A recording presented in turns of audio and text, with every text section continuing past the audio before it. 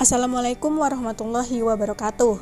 Kami dari kelompok analisis laporan keuangan ingin menyampaikan hasil diskusi dari kelompok kami mengenai analisis kebangkrutan dari PT Angkasa Pura I. Adapun nama-nama anggota dari kelompok kami, yang pertama adalah Lili Nurindahsari, Niken Yunita Hanasti, Nailu Shiva, Amalia Febristiwati, serta Salma Dwi Sefrina. Kemudian, topik pembahasan yang akan kami sampaikan dalam materi kali ini, yang pertama adalah profil perusahaan, kemudian ada pengertian analisis multivariat dan rumusnya, yang ketiga ada indikasi dan perhitungan analisis kebangkrutan, serta yang keempat ada grafik dan analisis kebangkrutan, yang kelima ada kesimpulan, dan yang terakhir adalah saran. Berikut merupakan profil perusahaan Angkasa Pura I. PT Angkasa Pura I merupakan sebuah perusahaan badan usaha milik negara yang biasanya memberikan pelayanan lalu lintas udara dan bisnis bandara di tanah air. Perusahaan ini lebih memfokuskan pada pelayanan di kawasan Indonesia bagian tengah dan timur. Adapun wilayahnya adalah Batam, Jawa bagian tengah dan timur kecuali Kabupaten Purbalingga dan Banyuwangi, Bali, Lombok, Nusa Tenggara Timur, Kalimantan bagian selatan dan timur, Sulawesi bagian utara dan selatan, serta Ambon dan Papua. Perusahaan ini didirikan pada tanggal 20 Februari 1962. Dibentuknya berdasarkan Peraturan Pemerintah Nomor 33 Tahun 1962 dengan nama Perusahaan Negara Angkasa Pura Kemayoran. 3 tahun berselang, pada tanggal 17 Mei 1965, perusahaan ini berganti nama menjadi Perusahaan Negara Angkasa Pura. Hal ini agar dapat membuka peluang mengelola bandar udara lain di wilayah Indonesia. Kemudian, dalam rangka pembagian wilayah pengelolaan bandar udara berdasarkan Peraturan Pemerintah Nomor 25 Tahun 1987 tanggal 19 Mei 1987, nama Perusahaan Umum Angkasa Pura diubah menjadi Perusahaan Umum Angkasa Pura I. Selanjutnya di poin kedua ada pengertian analisis multivariat dan rumus analisis multivariat. Analisis multivariat merupakan metode statistik yang digunakan peneliti untuk melakukan penelitian terhadap lebih dari dua variabel secara bersamaan, dengan tujuan untuk mencari pengaruh variabel-variabel tersebut terhadap suatu objek secara simultan atau serentak. Adapun pengertian analisis multivariat menurut beberapa para ahli, salah satunya seperti yang disampaikan Dillon dan Goldstein pada tahun 1984, yaitu menurut Dillon dan Goldstein, analisis multivariat didefinisikan sebagai semua metode statistik yang menganalisis beberapa pengukuran variabel-variabel yang ada pada setiap objek dalam satu atau banyak sampel secara simultan. Berikutnya ada rumus analisis multivariat. Adapun rumus analisis multivariat yang digunakan untuk menganalisis kebangkrutan dari suatu perusahaan go public. Berikut rumusnya. Z sama dengan 1,2 dikali X1 ditambah 1,4 dikali X2 ditambah 3,3 dikali X3 ditambah 0,6 dikali X4 dan ditambah 1,0 dikali X5. Untuk keterangannya, X1 sama dengan aktiva lancar, hutang lancar atau total aktiva, X2 merupakan laba ditahan atau total aset, X3 laba sebelum bunga dan pajak atau total aset, X4 nilai pasar saham biasa dan preferensi atau nilai buku total hutang, dan X5 penjualan atau total aset. Baik, selanjutnya indikasi. Yang pertama, Z-score kurang dari 1,81 mengindikasikan bahwa perusahaan berpeluang besar mengalami kebangkrutan. Selanjutnya, kedua, Z-score lebih besar 2,99 mengindikasikan bahwa perusahaan berpeluang kecil mengalami kebangkrutan. Dan yang ketiga, 1,81 kurang dari Z-score kurang dari 2,99 berarti kondisi perusahaan berada dalam area ambigu. Berikut merupakan data yang diambil dari laporan keuangan PT Angkasa Pura I pada 2 tahun berturut-turut. Adapun akun dan tahun yang dipilih yaitu tahun 2020 dan tahun 2021. Yang pertama, aktiva lancar. pada tahun 2020 sebesar 3.883 sekian rupiah. Pada tahun 2021 sebesar 3.279 sekian rupiah. Yang kedua, hutang lancar pada tahun 2020 sebesar 4.766 sekian rupiah. Pada tahun 2021 sebesar 4.265 sekian rupiah. Selanjutnya, total aktiva pada tahun 2020 sebesar 42.576 sekian rupiah. Pada tahun 2021 sebesar 42.627 sekian rupiah. Selanjutnya, laba ditahan pada tahun 2020 sebesar kurang dari 2.328 sekian rupiah. Pada tahun 2021 sebesar kurang dari 3.279 sekian rupiah. Selanjutnya, laba sebelum bunga dan pajak pada tahun 2020 sebesar kurang dari 2.906 sekian rupiah. Pada tahun 2021 sebesar kurang dari 4.201 sekian rupiah. Selanjutnya, nilai pasar saham biasa dan preferred pada tahun 2020 sebesar kurang dari 362.856 sekian rupiah. Pada tahun 2021 sebesar 509.316 sekian rupiah.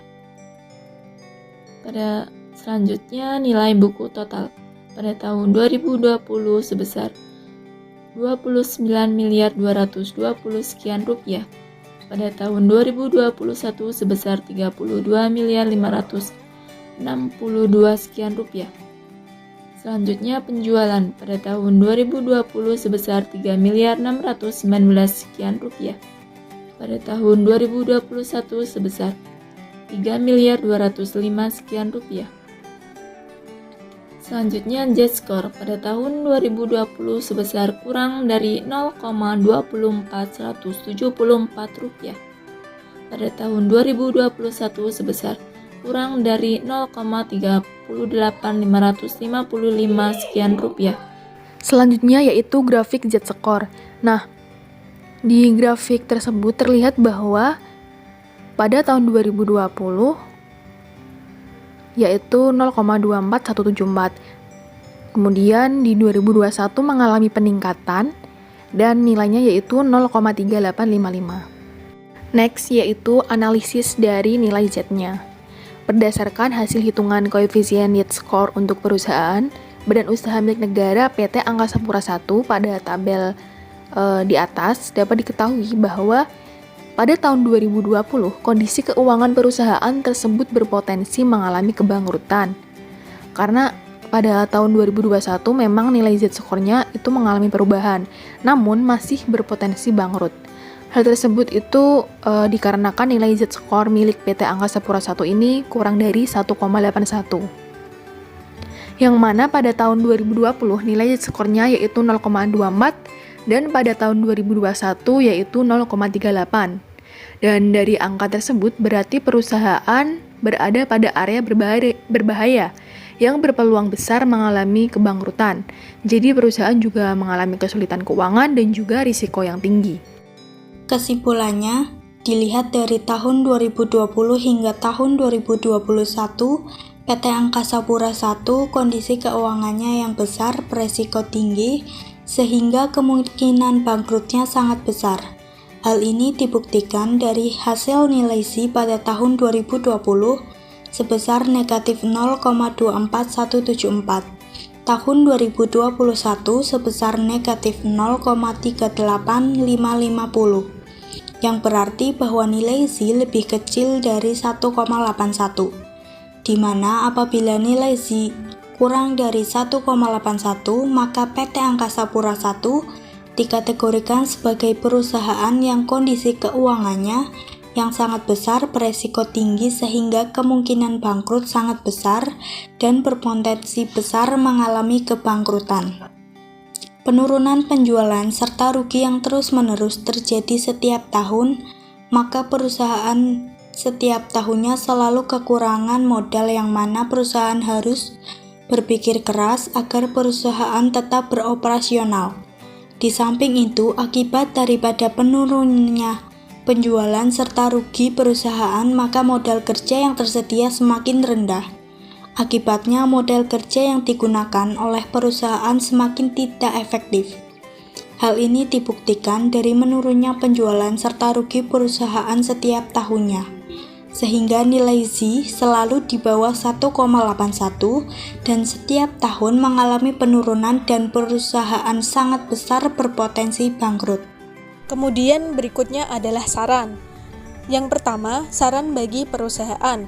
Berdasarkan data yang ada, PT Angkasa Pura I harus segera mengambil tindakan dengan melakukan berbagai perbaikan pada kinerja perusahaan. Perbaikan tersebut harus dilakukan dari internal perusahaan terlebih dahulu. Dengan kondisi perusahaan yang mengalami distress atau perusahaan memiliki potensi kebangkrutan yang besar, maka diperlukan adanya upaya-upaya untuk mengatasi hal tersebut.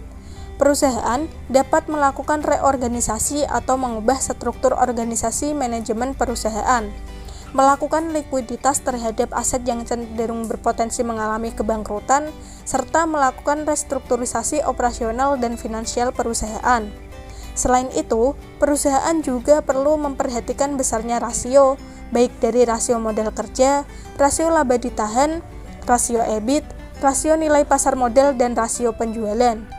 Hal ini dikarenakan besar kecilnya nilai rasio yang dihasilkan akan memberikan gambaran mengenai keberlangsungan kinerja keuangan perusahaan di masa yang akan datang. Selanjutnya adalah saran bagi investor. Bagi investor diharapkan dapat memperhatikan kondisi keuangan perusahaan secara keseluruhan dan kinerja perusahaan yang akan diberikan modal, sehingga investor tidak semata-mata mengandalkan indikator-indikator kinerja keuangan saja dalam memberikan keputusan untuk melakukan investasi maupun membeli saham pada perusahaan tersebut. Selain itu, investor juga harus mencermati berbagai faktor-faktor lainnya, misalnya pola pergerakan harga saham pada PT Angkasa Pura I, kondisi makroekonomi yang meliputi kurs rupiah, suku bunga, dan inflasi, serta memperhatikan bursa saham global. Dengan memperhatikan hal-hal tersebut, maka investor dapat lebih memahami perusahaan yang akan disuntikan dana, apakah sedang mengalami masalah ataupun mengalami distress ataupun tidak. Nah, selain itu, upaya yang dapat dilakukan oleh para investor apabila telah melakukan investasi pada perusahaan tersebut adalah dengan melakukan notasi khusus, melakukan pengumuman secara berkala mengenai perputaran saham, keterbukaan laporan keuangan, serta dapat melakukan rapat umum pemegang saham, sehingga dapat mengetahui apakah perusahaan tersebut sedang bermasalah ataupun tidak. Dari hal-hal tersebut, para investor dapat lebih mempersiapkan diri apabila terjadi suatu hal yang berkemungkinan buruk bagi perusahaan. Itulah hasil diskusi dari kelompok kami. Apabila ada kesalahan, kami mohon maaf yang sebesar-besarnya. Terima kasih. Wassalamualaikum warahmatullahi wabarakatuh.